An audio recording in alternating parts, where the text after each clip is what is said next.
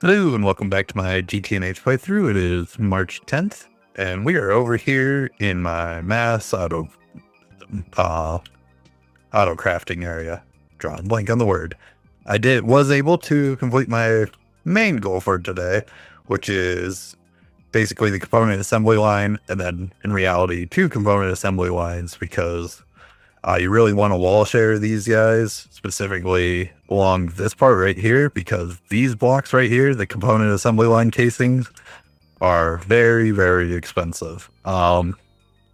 So most of the day was essentially waiting on those to craft, and then while waiting, both making improvements to the crafting speed to get those finished, as well as just kind of knocking out some random stuff. So for the actual multi-blocks, just to run through them real quick, they are pretty straightforward, all things considered. Basically have your standard input bus, standard input hatches. The only reason I have 8 done like this is, I don't know, it's probably overkill because I'm still a long way away from needing this. But if we were to go to like the back of the different recipes this thing is capable of at the end of the game, need 8 different hatches with a fair amount of fluid for each one. So I just went with 8 for now, and then realistically I'll probably either have a bunch of these by that point and much better hatches, all that jazz. But I just did it for now. Just seemed like it would be the better idea. Plus I can also just copy paste this entire thing and drop it down.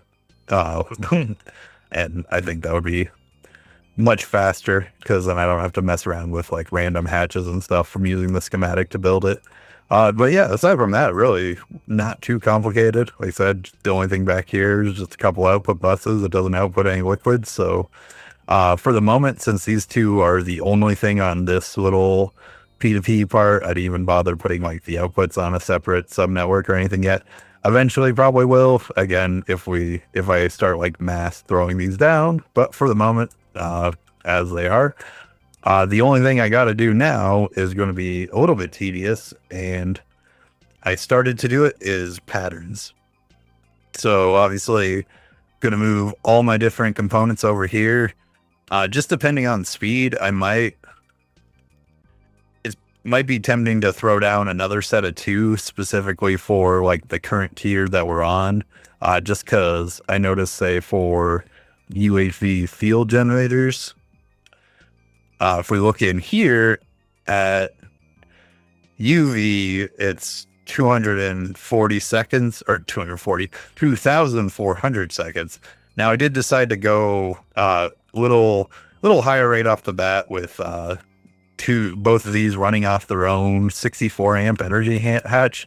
So in theory, I believe that 240 seconds, if I'm doing my math right, should only be 2.5 minutes instead of 40 minutes, which is what that translates to. Which, if that's the case, that's perfectly fine. But I do have to, like I said, I have to do a lot of patterns. Like, these are all the old patterns. I did run the LV motors through real quick just to make sure that these guys were actually functioning properly.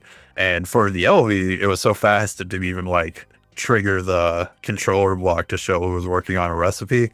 But that's pretty much gonna be the plan for tonight. Whenever I kick back to watch whatever I'm gonna watch tonight, it'll be just running through and doing all these patterns. Because, for example, I bet if I do LV pump, for example, I wonder if I might need to, no patterns there. Let's try LV sensor. Yeah. Like, okay, here we go. Just as an example, like, obviously new patterns, I've got random stuff within each pattern that also needs to be fixed and taken care of so I can continue using the patterns. So I'll do that. And like I said, that'll be the goal for tonight. But to get to these guys today, the main thing was speeding up the system to be able to craft these assembly line casings again. For a set of 43, I believe these numbers are rough. I don't know how many I had in the system when I first started, but I know I was waiting on 50,000 cosmic neutronium ingots to craft and 128,000 regular neutronium ingots to craft. So I did go ahead and I swapped this guy to running on Mark III fuel. As you see, it's actually uses a decent amount. The system's not technically keeping up. It might now because I've been crafting all day, like literally hundreds of thousands of ingots. And then on top of changing that, I changed this to Mark III fluid so that I could change this guy to run at 256 amps of UHV instead of UV, which made a substantial difference. For example, neutronium ingots again, where I needed 128,000 of those. It was crafting 256 at 152 seconds, which rough math was going to take right around 20 hours to finish the craft. Whereas I swapped to the 256 UHV, that 128,000 ended up being 256 at times 4. It took only 40 seconds. So minute, that was by seconds, 5 minutes, 5.5 hours. So, I mean, still a long craft, but definitely way fast. Like 5 hours versus 20 hours was pretty great. I mean, I guess I didn't even need to do that math over there. It was literally 4 times faster. So that was a huge improvement. The other thing I've also worked on going for, actually, one quick note on this before we run away from it. I did not upgrade this guy down here. The only thing I did do instead was I did move my UHV superconductor base ingots over to a separate input hatch only, and then I colored this one white, and I have everything else going over here on the higher priority, because this is the only ingot I have that takes a while to craft in here. So really, I don't get any backups, even though this is running at 256 UV versus that's 256 UHV, because it crafts through everything first and then works on these UHV. Whereas when I had them all going into the same input hatch, this was like very much bottlenecked and causing issues. And I did do the same up here. I guess I did this after. I didn't even think about it because it was like the first thing I did this morning was I moved neutronium, cosmic neutronium, and this guy, the meteoric steel, over to here. So this one really doesn't need to, I don't know why this is here, but these two, I can probably move this, but these two are things that like hold up. So I want everything else to be able to craft at like lightning speed so that crafts aren't being held up waiting on neutronium. And so that was that. And then the only other thing I really needed to speed up, because the rest of the time was I just started working on other random things, was over here. One more floor. Nope, even more. One more floor. Up here where I'm crafting all my superconductor wires. Each one of these is a different superconductor. This is technically inefficient. I think I might redo how I do the input buses here, but for the moment, just to speed up UHV, because that's, again, the only thing I was really holding me back speed-wise, is I just overclocked this one, and that made a pretty substantial improvement. 96 at whatever seconds it is. I think it's 80 seconds versus 24. So that's good. Reality is, what I should probably do is make it so all of these guys craft the wire tiers and then just use priority buses to keep everything crafting efficiently. I am really liking using the colored input hatches and stuff for speeding things up. I think, I know, I am aware universal automation is a thing where you can like do even technically more efficient, but honestly, I don't mind a little inefficiency to just not drive myself nuts waiting for crafts. And I don't mind and specifically waiting for easy crafts. I don't mind waiting for the longer crafts, like 5.5 hours to make those component assembly lines. Perfectly fine. Only thing that's annoying is when crafting something like that, if it holds up everything else in the process. So that's kind of my philosophy, is want that longer, bigger thing taking longer, which is fine, and everything else working efficiently in the meantime. As another thing I did do Doesn't really, I don't have any way to show it besides just showing oxygen real quick. It's still not quite keeping up, which is crazy, but I did throw down an oxygen pump, infinity pump on Pluto last night too. So we are keeping up here, which is helping, but there are sulfuric acid is caught up now, but it was struggling because of the oxygen consumption, for example. And then really the last thing I was doing to fill in my time is I have been going through and knocking out quest books. I can't remember if I mentioned this. I know I always bring it up because I was a little butthurt. When you update to 2.8, you get this task right here for the Steam age. So it made it so I had 113 or 114. But you specifically have to trade in basic Stone Age ones. So I thought I was going to have to run through loot games until I finally got lucky and got 3.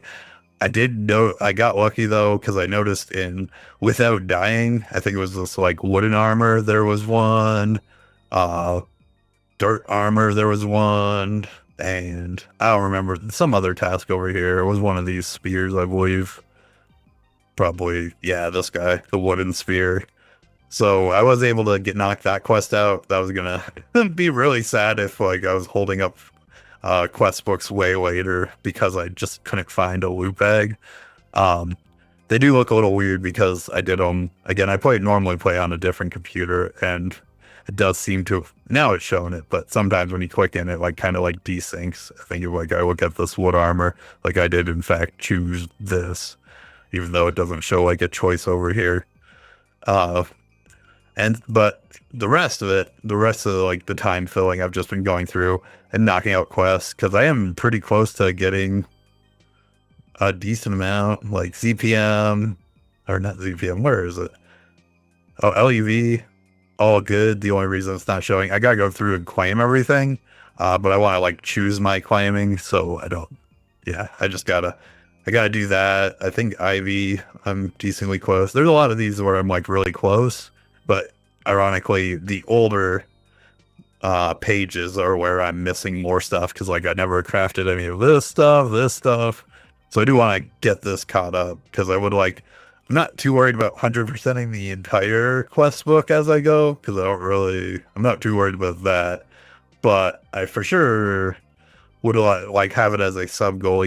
It's not necessarily that I'll do it. We'll see, because my ultimate goal, I do want to get the Stargate, but I would like to finish the quest book as I go too, roughly as I go. I don't mind waiting till obviously waiting till way later tiers to make things like that I don't need at the time. Like nobody uses a LV laser engraver. That would have been silly to craft, for example. But now I can waste the resources on it, no problem. So yeah, that's what I've been working on. Like I said, tonight I'm just going to be knocking out my patterns so that I can get this guy fully online and functional, and help really speed up the base. And I believe my next goal will be to start doing, well, it'll be specifically tomorrow. I would like to get the UEV energy hatch and then start working on these circuits here. This I don't imagine will be a problem unless I get distracted tonight and end up like not actually doing the patterns and stuff. And then this I'm not really too sure what I'm in for. I know, I shouldn't say I know. I accidentally, while I was trying to do something else earlier on for space pumps and stuff, I actually did craft a space assembler module already, so I'm ahead on that part. We'll see how many I actually need to keep up with the system. And then actual last thing, I did this yesterday as well, is I set up, or yesterday night as well, as I set up this laser engraver here specifically to start passively making chromatic glass, because I noticed this needs it right here, chromatic glass foil. And that is a slow recipe. As you can see, this is an overclocked UHV, and we're only getting 5 every 85 seconds. So I wanted to get a head start on that. I imagine I'm going to need to either mass spam these or really overclock this thing to not pull my hair out waiting for the next tier of circuits. But yeah, I appreciate you for watching. I hope everybody had a good day, and I will see you tomorrow. Goodbye.